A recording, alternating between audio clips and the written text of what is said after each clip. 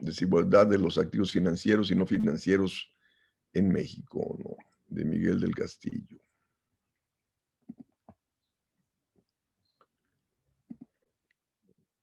Nos dice que en el 2014 la riqueza total del país ascendió a 76.7 billones de pesos. El 37% de ella estaba en manos de hogares. El gobierno administraba el 23% de las empresas. Digo, el gobierno administraba el 23% de esa riqueza. Las empresas privadas el 19%. Las empresas públicas el 9% y el resto del mundo, o sea, la inversión extranjera el 7% y las instituciones financieras el 5% de dicha riqueza. Eso en el 2014. Dice, en promedio cada hogar tendría, si hubiera una distribución equitativa, 900,000 pesos en activos físicos, ya sean casas, terrenos, automóviles, diversos bienes del hogar, si hubiera una distribución equitativa. O sea, tendría activos financieros y físicos, ¿no? Por esa cantidad. Dice, lamentablemente la repartición es muy desigual. Dice, 2/3 de la riqueza en manos del 10% más, el 10% más rico del país, concentra 2/3 de la riqueza existente en México. Y el 1% de los más ricos acapara más de 1/3 de dicha riqueza. Y el coeficiente de Gini de la riqueza es 0.8 prácticamente. O sea, hay que recordar que mientras más se acerca uno, más desigualdad hay, ¿no? Entonces, el 1% de los más ricos tiene 1/3 de la riqueza en el país en el 2014. Imagínense ahora con la crisis, ¿no? Cómo se ha acentuado esto. Dice, la distribución es todavía más desigual en los activos financieros. El 80% es propiedad del 10% más rico. Pues sí, ¿no? Es decir, poca gente participa en los activos financieros, ¿no? Entonces, el 80% de esos activos está en manos, en propiedad del 10% más rico. Dice, en el 2015 había en el país tan solo 211,000 contratos de mexicanos celebrados en casas de bolsa con una inversión total de 16 billones de pesos, es decir, el 22% de la riqueza. Entonces, el 22% de la riqueza nacional está en manos de 211 contratos de mexicanos. Y a diferencia de Estados Unidos, porque en Estados Unidos son millones de participantes en la bolsa de valores en Estados Unidos, ¿no? Un montón de, o sea, familias participan tienen acciones en la bolsa, ¿no? Y de hecho, cuando a la bolsa le va bien, pues incrementa los activos de las familias y son más sujetas a crédito y pasan a comprar más bienes raíces o cualquier cosa, ¿no?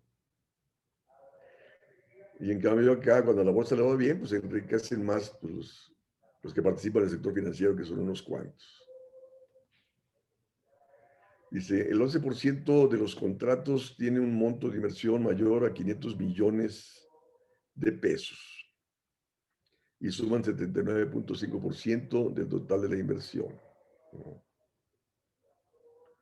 Pues sí, lógico, tienes que tener grandes cantidades de dinero para participar en dicho mercado. Dice, hay 23,000 personas, y si asumimos un contrato por persona que tiene el 80% de la inversión de la Bolsa Mexicana de Valores, ¿no? 23,000 personas, ¿no?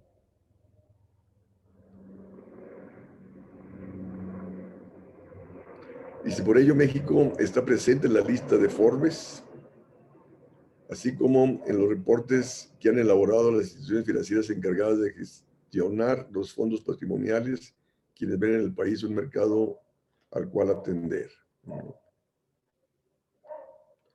Entonces, si somos que 130 millones, ¿no? 23,000 personas, entonces ha de ser el 0.002% de la población.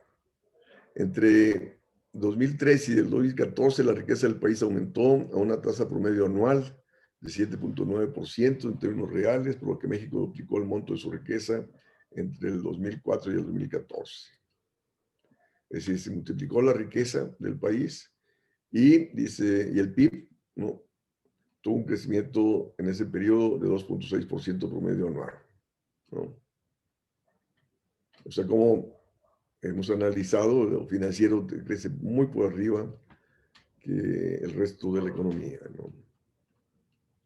Dice, esta disparidad provoca una mayor desigualdad y lo financiero te crece más que el resto de la economía porque la política económica favorece al sector financiero vía alta tasa de interés, austeridad fiscal, estabilidad del tipo de cambio, ¿no? De los que disponen de activos financieros han visto incrementar su ingreso y patrimonio a un ritmo mayor que los trabajadores cuyo ingreso y riqueza dependen tan solo de las percepciones producto de su empleo. Dice, en ese periodo la tasa media de rendimiento del capital ha sido del 15% promedio anual. Dice, en un rango que va entre el 12 y 22%, mientras que el salario mínimo ha tenido un aumento promedio anual de 4% y las remuneraciones medias por persona ocupada de 3.8% promedio anual. Si la riqueza de una nación, una familia, una persona, es una medida del nivel, el stock, a diferencia del ingreso que es un flujo, ¿no? La riqueza no es stock, ¿no? Y el ingreso, lógico, es un flujo. El ingreso permite incrementar la riqueza, ¿no? No obstante, cuando las naciones, las familias, los individuos se enfrentan a una situación en la cual la suma de sus ingresos es insuficiente para cubrir sus necesidades, recurren a la venta de sus activos o al endeudamiento, lo que provoca una mayor desigualdad económica entre naciones y entre las familias. Pues sí, ¿no? Los individuos para gastar dependen de sus ingresos, y si sus ingresos son insuficientes, pues tienen que vender activos para mejorar su ingreso y así mejorar su gasto, o recurren a deuda, ¿no? Y si cuando los países otorgan tierra agrícola a los campesinos de bajos recursos, o cuando impulsan un programa de vivienda de interés social, distribuyen la riqueza. No obstante, cuando se privatizan los bienes y servicios públicos, la riqueza y por lo tanto el ingreso se concentra. Sí. Ahora, la cuestión es la siguiente, que el mero reparto de la tierra, pues no necesariamente te distribuye la riqueza, ¿no? Si ese reparto de tierra no va acompañado de política agrícola, de política crediticia, para poder utilizar la tierra que recibiste para incrementar la producción, pues lógico, de hecho, no por nada, eh, cuando se dio el cambio de la ley en el que 93 con Salinas de Gortari, donde se privatizó los ejidos, pues muchos pasaban a vender, ¿no? O sea, utilizar la tierra como su fruto, digo, venderla, ¿no? Para tener ingreso, tomando en cuenta que les daba poco, ¿no?, de rendimiento al no haber una política agrícola que los apoyara para incrementar la producción y sus ingresos, ¿no? Y lógico, o sea, como las políticas neoliberales en las cuales hemos estado pues, han impulsado el proceso de privatización de la economía, con esas políticas de austeridad, donde el gobierno dejó de invertir, decíamos, en Pemex, en infraestructura, en la industria eléctrica, y la cúpula empresarial pues, pasó a invertir donde el gobierno dejó de hacerlo, ¿no? Entonces ahí también está la privatización de la educación, ¿no? O sea, en el momento en el cual no aumenta el presupuesto para la educación superior, pues las universidades públicas son insuficientes para satisfacer la demanda, y de ahí ha dado lugar al surgimiento de un montón de universidades privadas, patito, ¿no? Igual con respecto al sector salud, ¿no?, donde no aumenta el presupuesto como debería ser a los hospitales públicos. Pues ahí está también la privatización de la salud, ¿no? Y todo esto, pues, lógico, lleva a la mayor concentración del ingreso y la riqueza, ¿no?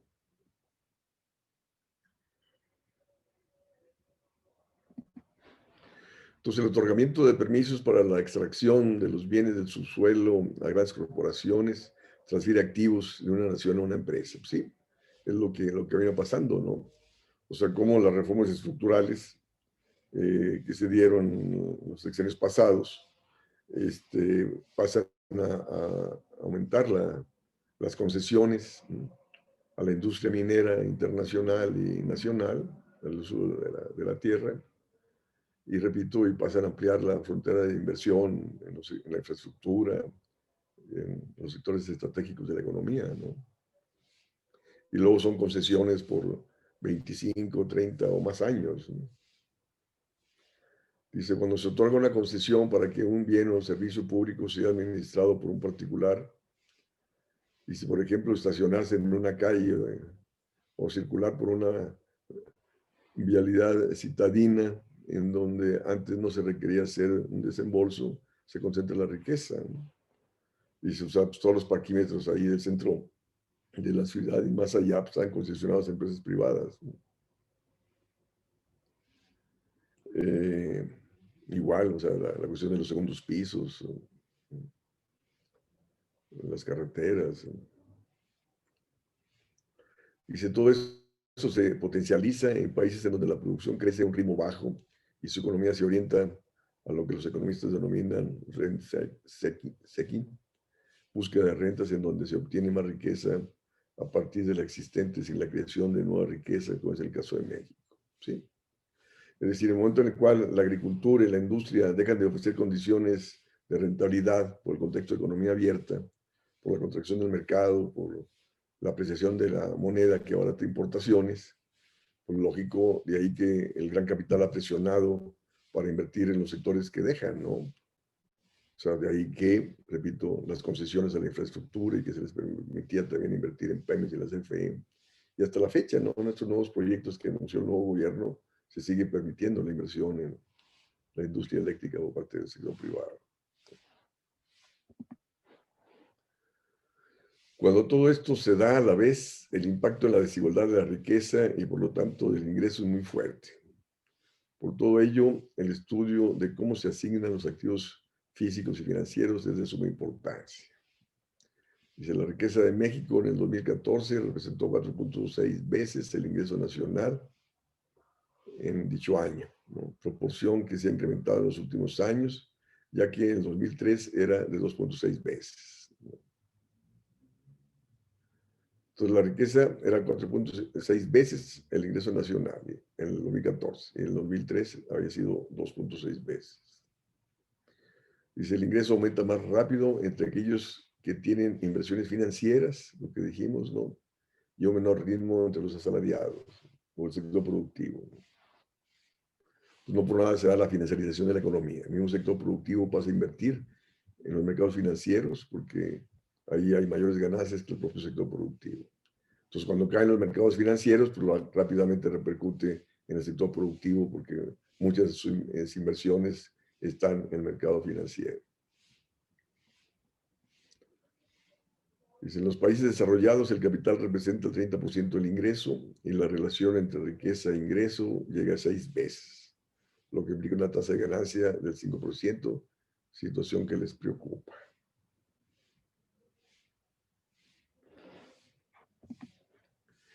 Dice, en México el capital recibe el 54% del ingreso, con una relación riqueza a ingreso cercana a 4.6 veces, lo que se traduce en una tasa de rendimiento del capital de 12%. La economía, sí, de hecho, hay estudios que demuestran que la rentabilidad es mayor en los países subdesarrollados que en los países desarrollados, ¿no? ¿Por qué creen que se da esto?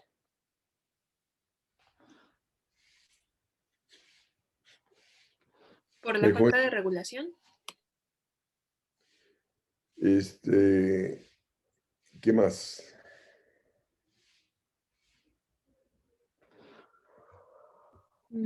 La mano de obra más barata. ¿Qué más? El nivel de impuestos. La ilusión, evasión tributaria, ¿qué más? Aunque también en el mismo Estados Unidos ya ven, mucho se ha dicho que los ricos no pagan, no pagan muy poco, ¿no? ¿Qué más? Las facilidades que se les da a las empresas extranjeras para que se queden aquí. Sí, o sea, facilidades de exenciones tributarias, Ajá, de, impuestos muy bajitos y ese tipo de cosas. ¿de qué? Impuestos muy bajitos, mano de obra barata y ese tipo de cosas. Y no ser muy exigentes en torno a la cuestión del medio ambiente, ¿no? Que pueden establecer aquí fábricas contaminantes, cosa que no pueden en su país de origen, ¿no? ¿Qué más? La alta tasa de interés. ¿La qué? Bueno, ahí, De interés. ahí favorece a las inversiones financieras, ¿no? Pero ¿cómo se paga un mayor rendimiento en un país menos desarrollado que en un país desarrollado? Ok, dijeron bajos salarios. Ok, ¿qué más? ¿Qué más contribuye a ofrecer a que tengan mayores ganancias aquí, ¿no? Que en su país de origen? Ok, o sea, dijeron bajos impuestos, en última instancia merman los ingresos del gobierno y achica más su tamaño y participación del Estado en la actividad económica. Bueno, un elemento que no van a mencionar, que es muy importante, es de que estas mayores ganancias son cubiertas por los mayores niveles de endeudamiento en el cual caen los países subdesarrollados, ¿no? Justo para sufragar esas mayores ganancias, ¿no? Porque esas mayores ganancias finalmente, muchos las obtienen las inversiones extranjeras, las empresas extranjeras que se llevan ese capital, ¿no? O sea, no lo reinvierten en el país. Y entonces te están, ¿qué? Descapitalizando el país, ¿no? Entonces, lo que lleva al país a qué? A recurrir a deuda externa, ¿no? Justo para seguir manteniendo esa dinámica de acumulación de alto rendimiento para el gran capital, ¿no? Nacional e internacional.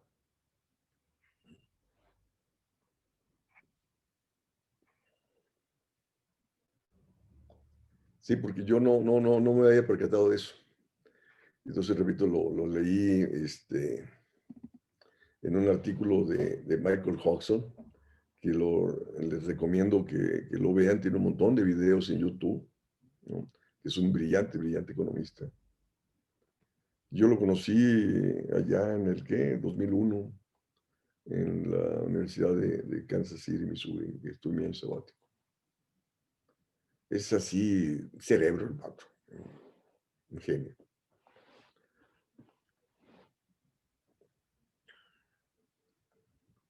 Y resulta que el cuate, el papá de él era muy amigo de Trotsky, ¿no? Este, y Michael Hodgson, o sea, Trotsky fue padrino de Michael Hodgson, ¿no?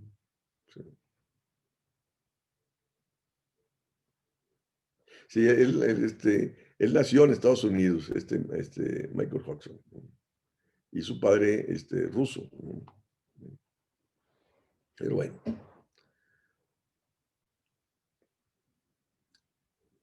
Y repito, es muy brillante Michael Hodgson.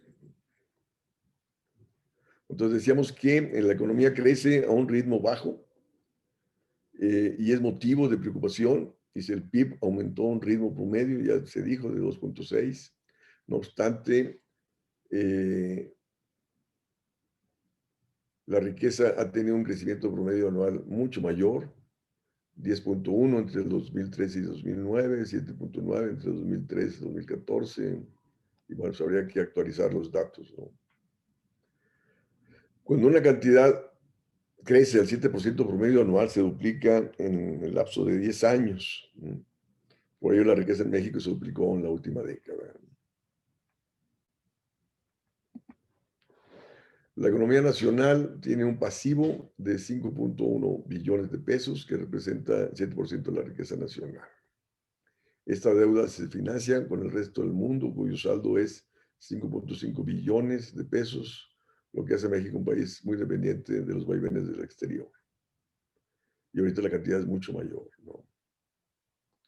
Los activos financieros, pues no por nada, las calificadoras internacionales, pues lógico, están al tanto de que se les pague y de ahí que imponen la política esta de austeridad y demás, ¿no?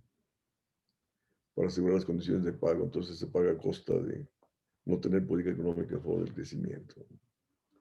Los activos financieros en manos de extranjeros se han incrementado en los últimos años y se llegaron a 687.5 mil millones de dólares. En el 14, dice 2 veces más que en 2003. Sí, esos activos financieros en manos de extranjeros es tanto deuda externa como deuda interna en manos de ellos, ¿no? Dice, por el otro lado, ha crecido la transferencia de recursos que año con año se envía al exterior. Dice, al pasar de 20 mil millones de dólares a principios del siglo para llegar a más de 60 mil millones, 3 veces más en los últimos años. Pues sí, en el momento en el cual hay más inversiones financieras, ¿no? Y también inversión extranjera directa en el país, pues lógico, el servicio de la deuda o la remisión de utilidades de dichas inversiones, pues se va incrementando y te va presionando más sobre el déficit de cuenta corriente. Dice, las cifras que hemos examinado hasta este punto son promedios que ocultan las diferencias entre los diferentes actores de la economía. La situación será todavía más clara si analizamos cómo se distribuyen los activos físicos y financieros entre los sectores institucionales. Dice, en el 2014 el 37% de la riqueza era propiedad de 31 millones de hogares, con un valor medio de sus activos de 900 mil pesos. La participación del gobierno, incluyendo al sector paraestatal, fue un poco menor, 31%. Sin embargo, poco más de 4 millones de establecimientos industriales concentraron 19% de la riqueza, es decir, tuvieron un promedio de 3.6 millones en activos por empresa. Dice, las sociedades financieras tienen una riqueza media muy grande, 75 mil millones en promedio por institución, en virtud de que disponen de recursos del público, o sea, los pasivos, que invierten otorgando créditos, son los activos, como parte de su intervención financiera, ¿no? O sea, la banca presta y el que recibe el préstamo es el deudor, es un pasivo para el que lo adquiere. Y es un activo para el que lo otorga, ¿no? Dice, los activos financieros de los extranjeros en México representan el 7% de la riqueza en México, es decir, 5 billones de pesos, propiedad de instituciones financieras internacionales y de unos cuantos fondos de inversión principalmente. Dice, los mayores incrementos en la riqueza total, activos físicos y financieros, por subsector entre el 2013 y el 2014, en términos reales, se han dado en fondos de inversión y del mercado de dinero, con 33 y 24% anual respectivamente. En los gobiernos estatales y municipales, cuyo aumento fue de 26% anual. Dice, en el caso de los municipales, porque su deuda se redujo 14%, en los estatales, porque el incremento de sus activos físicos superó el aumento del endeudamiento.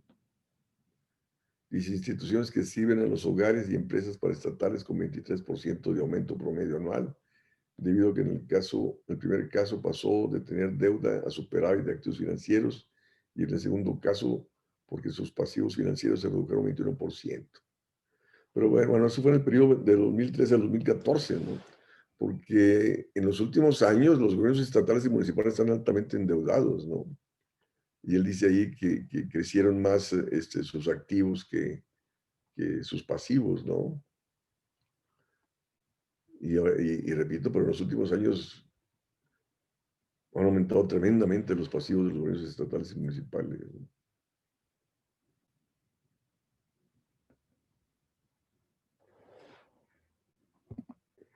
Dice un factor que genera una mayor desigualdad en la distribución de los activos físicos es la participación de la inversión extranjera.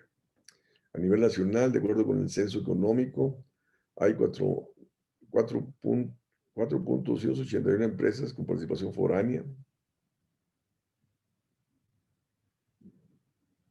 que serían 4.281, el 0.1% del total de las unidades de producción que generan casi un cuarto del valor agregado censal. Entonces resulta que 4.281 empresas transnacionales generan un cuarto del valor agregado, ¿no? En ese año, ¿no? Wow.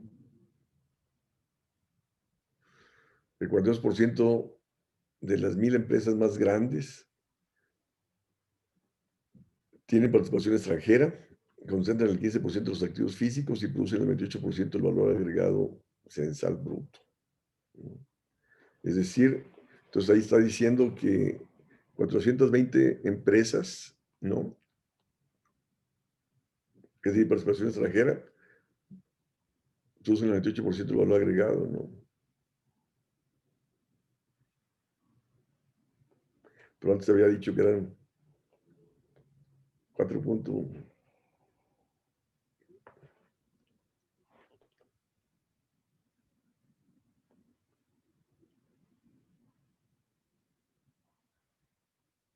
Y bueno, entonces refleja la gran concentración de la producción, repito, ¿en manos de quién? De empresas transnacionales, ¿no?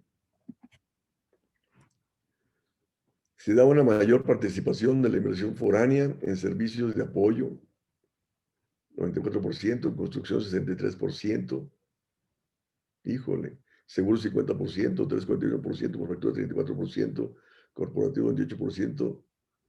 Fíjense, la inversión extranjera en los servicios de apoyo, ¿cuántos son los servicios de apoyo? En construcción, 63% son empresas extranjeras. En bancos y seguros, 50%. O sea, es más, ¿no? La única banca nacional aquí es Banorte, todas las demás son extranjeras. Hoteles, 41%, por factura 34%. Dice, con un promedio de 1.7 millones de activos físicos por unidad. Se encuentra que el 5% de las familias más acaudaladas concentra el 58% de la riqueza y tienen en promedio 5 millones de pesos en activos físicos y financieros. Pues será mucho más, carajo, ¿no? En la parte más alta de la escala, cerca de 240,000 familias, el 1% más rico, acumulan casi el 40% del total, ¿no? Ya lo había dicho, ¿no? Y poseen en promedio 14 millones en riqueza. Hay una profunda inequidad de los activos que impacta en la distribución del ingreso. Más riqueza implica más ingreso y viceversa, principalmente entre aquellas cuyas percepciones provienen de la renta de la propiedad. ¿Sí? Es decir, cómo la mayor riqueza pues, proviene de qué? Pues de la tasa de interés y de la renta, ¿no? Pues no tanto de la ganancia en el sector productivo, porque cada vez tenemos menos industria, menos agricultura, ¿no? Entonces, o sea, estamos en la época sí, del predominio del sector financiero, ¿no? Y también la cuestión de la renta, ¿no? O sea, la época del latifundio, ¿no? Que ganaba a raíz de la renta de la tierra, ¿no? La renta de la propiedad, ¿no? Y no por nada el sector financiero pues es el que más crece, más lucra, más gana, ¿no? Comentarios, jóvenes. Entonces, tomando en cuenta lo que dice ahí de que, pues, abrirle los espacios a la inversión privada como se abrieron en 2014, entonces estaría, o es correcta la decisión de recuperar Pemex, ¿Es correcto qué? la decisión de recuperar Pemex. Ah, claro que sí, claro que sí, claro que sí. Hay que recuperar Pemex, hay que recuperar la CFE. Yo diría hay que recuperar la banca también, que es la que más lucra, ¿no? Les dije, ¿no? De este parlamento abierto donde participé el jueves pasado, donde se discutió la cuestión esta de las Afores, participó ahí el sector financiero y los hubieran visto actuar, los hubieran visto ahí lo que decían, ¿no?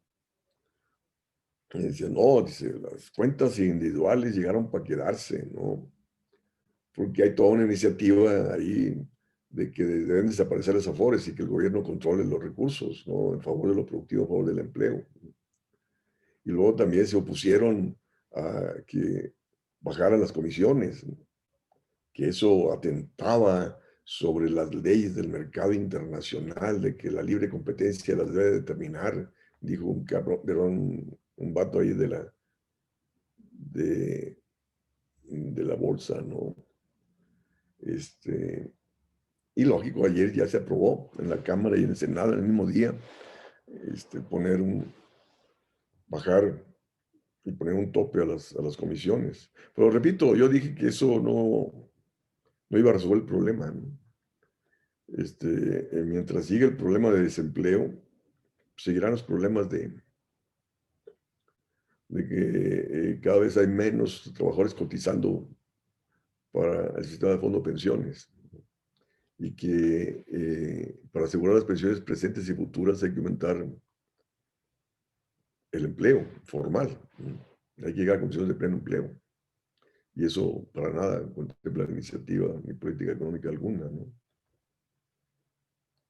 Lógico yo estoy por más Estado y menos mercado, carajo. El mercado tiene que ser regulado y lo más el sector financiero y el sector externo.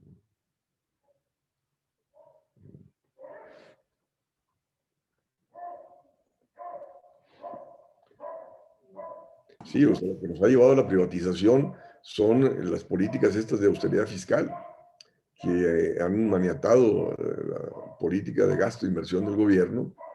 Y entonces pues, el gobierno tiene que permitir que el sector privado pase a invertir donde el gobierno ya no puede hacerlo. Y el gobierno actual lo sigue haciendo, carajo, ¿no? Ahí están los paquetes estos de inversión que se anunciaron en días pasados. Se está concesionando, concesionando la infraestructura del sector privado, como nosotros el gobierno, ¿no? Y toda la infraestructura era pública hasta los 70s, ¿no? Y a raíz de la crisis del 82 empezó la privatización de la infraestructura, ¿no? ¿Justo por qué? Pues por las políticas de austeridad fiscal.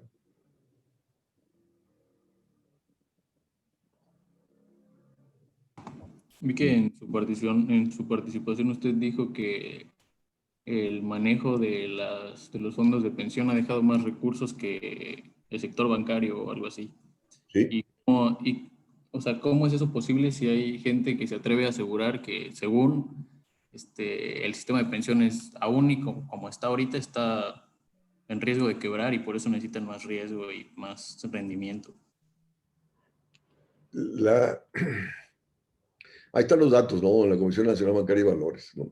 Las Afores traían ganancias de 35, 33% anual y la banca 30%, 28%. Eso te No, estoy diciendo. no, sí, estoy de acuerdo con usted, profe, pero entonces, ¿por qué? ¿De dónde sale que pueden quebrar el sistema? La cuestión es, de nuevo, ¿no? Quien quebraría son los pensionistas, digo, los que cotizan, ¿no? Al sistema de fondo de pensiones, ¿no? Y no las administradoras, ¿no? O sea, ellos nunca pierden, ¿no? Las empresas nunca pierden. O sea, de hecho, dentro del discurso que hacía el sector financiero en ese parlamento jueves pasado, decía, no, es que la disminución de las comisiones va a llevar a que muchas afores quiebren, ¿no? Y yo ahí iba a decir, bueno, pues qué bien, que quiebren y que sea el gobierno el que maneje los recursos, carajo, ¿no? Pero bueno, es que te dan poco tiempo y entonces ya no alcanzas a decir todo lo que quisieras, ¿no? Si ellos decían, y entonces dije, por favor, ¿cómo van a quebrar si les vienen las comisiones? Y por eso dije, yo tengo un montón de ganancias, carajo, ¿no? Entonces lo que quieren es seguir lucrando a costa de lo que han venido haciendo. Sí, o sea, y yo lo dije ahí, lo dije en mi intervención, mientras el sector financiero siga siendo el hegemónico, siga haciendo lo que quiere, no hay perspectiva alguna de crecimiento, ni a nivel mundial ni a nivel nacional. sea, tú tienes que regular el sistema financiero. ¿Cómo se salió de la crisis del 29-33, siglo pasado?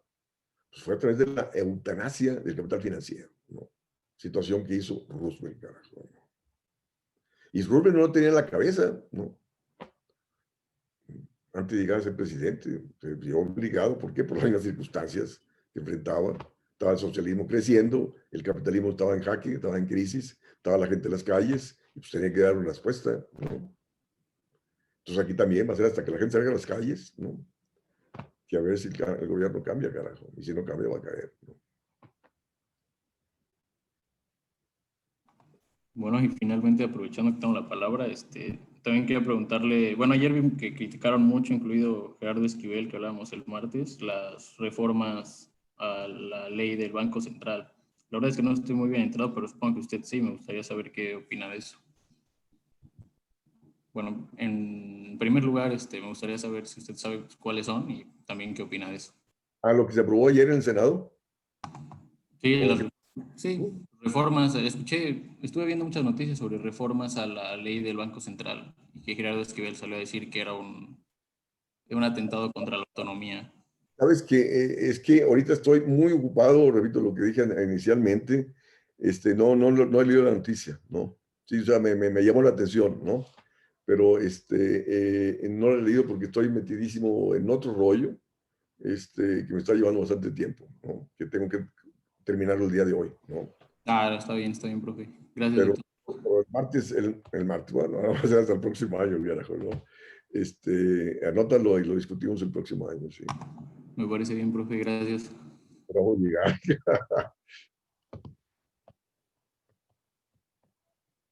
Hay que cuidarse, jóvenes, hay que cuidarse. Sí, me llamó la atención, ¿no? Sí, porque tiene que ver algo con las reservas internacionales, ¿no? No sé, o sea, tengo que leer, ¿no? Es como de la administración de las divisas, ¿no? Porque, bueno, yo lo que entendí, como que ya iba a ser más fácil que el Banco de México suministrara las divisas. Lo propuso creo que Monreal en el Senado. Bueno, si lo propuso Monreal, estaría de acuerdo con Gerardo Esquivel, ¿eh? Porque Monreal no sabe nada, carajo, ¿no? Pues yo lo que entiendo es que le otorgaban capacidad a Banxico para comprar, por ejemplo, la deuda de Pemex con las divisas, las reservas internacionales. Eso no es posible. Uno de Eso los es, puntos. ahí estoy de acuerdo con Esquivel, ¿no? Las reservas internacionales no son nuestras, ¿no? No puedes hacer uso de ellas, ¿no? No, más bien era para que Banxico pudiera captar más divisas y porque recuerdo que lo que decían que pues podía pasar era que se metiera dinero como lavado, dinero ilícito a reservas internacionales y que el problema era que si se daban cuenta que eso pasaba en Banco de México lo iban a sancionar. Ahí también estoy de acuerdo, ¿no? Es decir, sí, o sea, leí el encabezado en esa perspectiva que acaba de decir Daniela, de que daría pie a que el Banco de México estuviera dando pie a comprar dólares de lavado de dinero, ¿no? Y pues sí, ¿no? Vayan ustedes al aeropuerto, al número uno, al terminal uno, no a la dos. Hay una diferencia de precio de dólar entre la terminal 1 y la terminal 2. Y en la terminal 1, sin mentir, ha de haber unas 50 casas de cambio o más, ¿no? Y ahí es puro lavado de dinero, la gran mayoría, ¿no? Te encuentras ahí,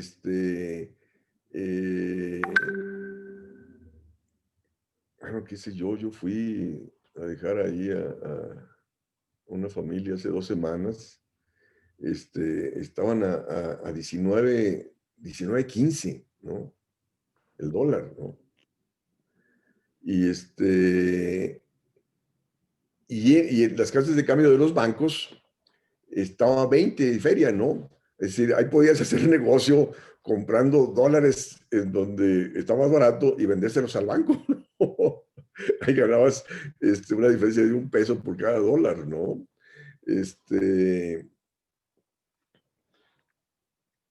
Entonces, repito, Monreal no sabe nada de economía, carajo, ¿no? Yo no confío en, bueno, lo conozco desde hace años y jamás lo he saludado porque tiene toda una cola que le pisen, ¿no?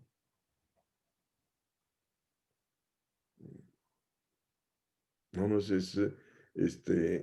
ahí, repito, estoy de acuerdo con Monreal, digo con Monreal, estoy de acuerdo con Gerardo Esquivel.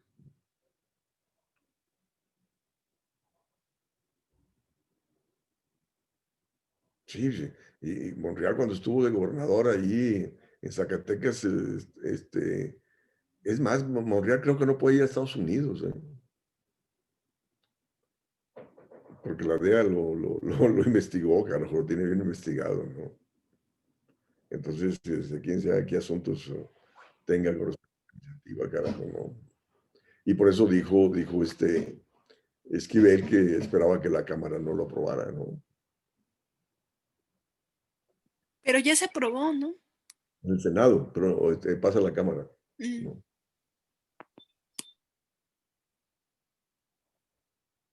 Sí.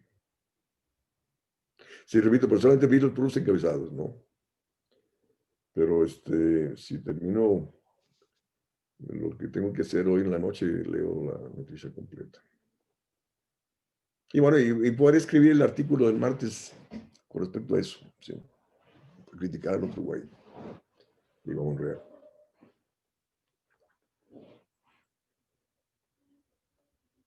Sí, sí. ¿Qué más, jóvenes?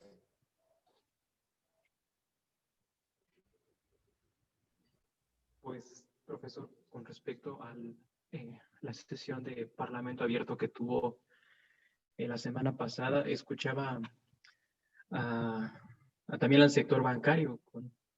Esto daba como un primer paso, esta reforma al sistema de pensiones para descongelar, como decía usted, que las AFORES puedan especular en los mercados financieros. Este era un primer paso.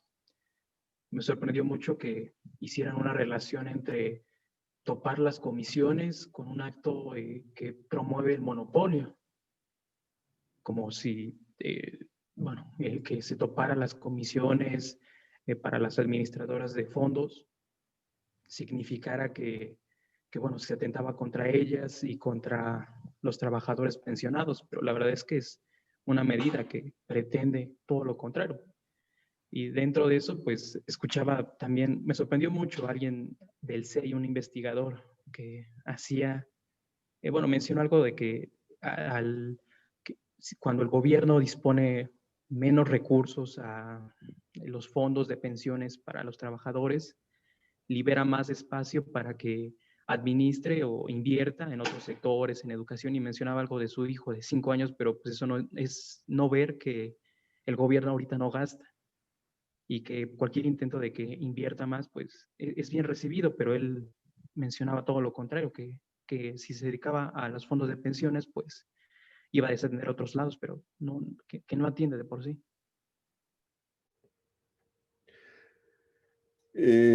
Ahí en la iniciativa aumenta,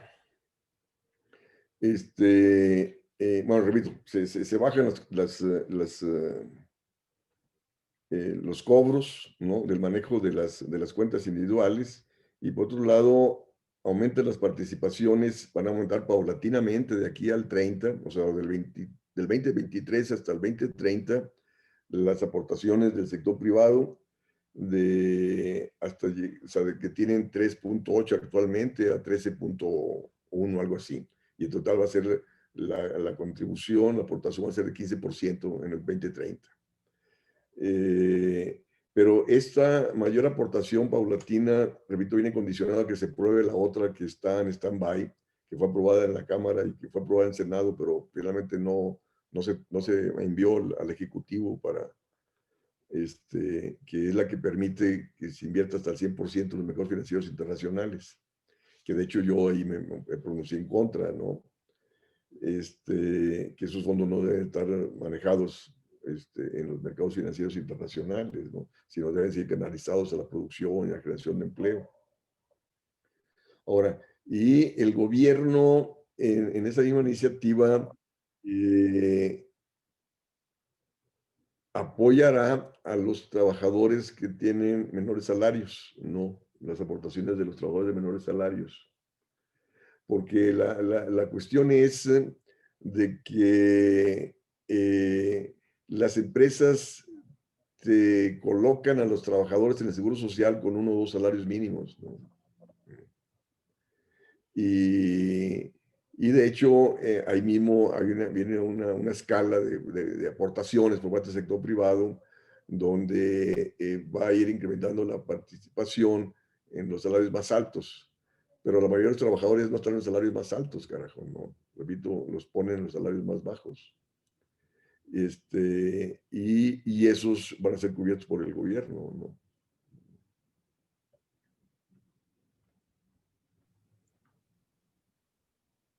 Sí, luego ahí en el discurso del sector financiero era promoviendo el ahorro voluntario, ¿no?